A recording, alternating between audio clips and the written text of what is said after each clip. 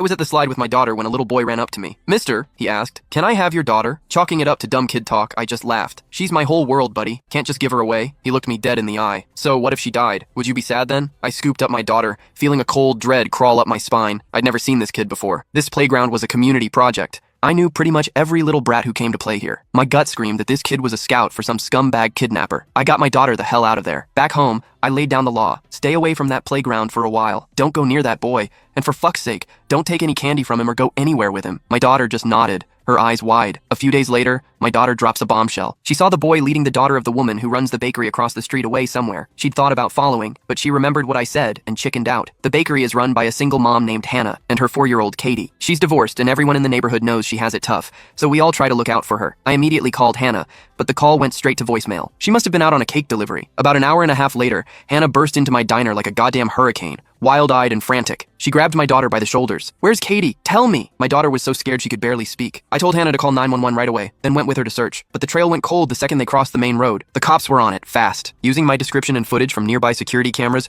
they found the boy that same night. His name was Leo. Leo swore up and down he hadn't taken Katie. His parents backed him up, lying through their teeth that their son had been home all day. The cops showed them the surveillance footage, blowing their bullshit story to pieces. That's when Leo, the little shit, finally mumbled, "I'm not 12 yet, so I don't have to go to jail, right?" Leo led us to a derelict construction site nearby and pointed to a small, freshly dug pit in the ground. "She's in there." The cops dug away the loose dirt and found a styrofoam cooler, the kind you get from Amazon deliveries. They pried the lid open. Katie was crammed inside, curled into a ball. Her eyes were wide open, her mouth slightly agape, her face a mask of pure terror. Hannah just fucking broke. She lunged at Leo, trying to tear him apart, but the cops managed to hold her back. The police had Leo recount the whole thing. His clarity, his step-by-step logic, sent a fucking icicle through my heart. Leo said he found the pit at the construction site and got the idea to bury something alive in it. First, he tried a stray cat, but it scratched its way out immediately. A failure. So, Leo switched his target to a kid. But the hole was too small, so the little psychopath tied 2 shoelaces together to measure the pit's dimensions. Whenever he found a potential target, he'd measure them with the shoelace first before trying to snatch them. He also said he only picked little girls. They were easier to control, and he added,